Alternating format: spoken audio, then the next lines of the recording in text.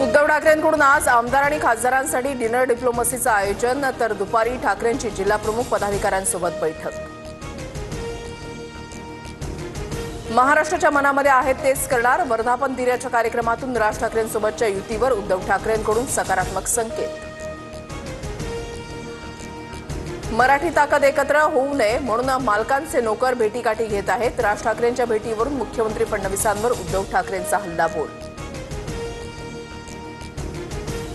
केंद्रीय गृहमंत्री अमित शहा आज मुंबई दौऱ्यावर, सहकार विभागाच्या कार्यक्रमांना शहा हजेरी लावणार। फडणवीस आणि गृहमंत्री अमित शहांमध्ये बैठक होण्याचीही शक्यता। मुख्यमंत्री फडणवीस आज जळगावच्या दौऱ्यावर, फडणवीसांच्या उपस्थितीमध्ये विविध कार्यक्रम, एका कार्यक्रमात खडसेही उपस्थित राहणार असल्याची माहिती।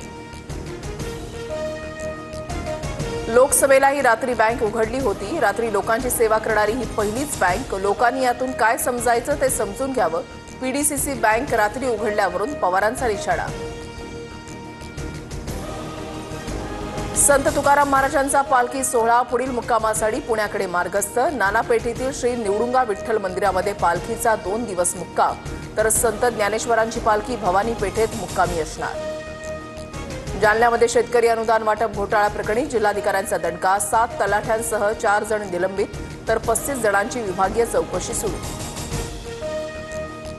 रायगडमध्ये मुसळधार पावसामुळे अंबा नदीच्या पाणी पातळीमध्ये वाढ, नदीवरील पूल बंद, नागरिकांना काळजी घेण्याचं जिल्हा प्रशासनाकडून आवाहन।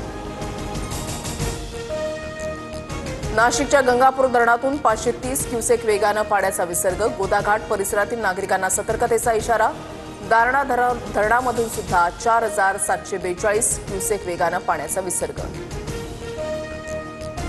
सातारा जिल्ह्यामधील घाटमाथ्यावर 3 दिवसांपासून मुसळधार पाऊस, सुरक्षेच्या दृष्टीनं जिल्ह्यातील पर्यटन स्थळं 19 ऑगस्टपर्यंत बंद राहणार, आदेशाचं उल्लंघन केल्यास कारवाईचा इशारा।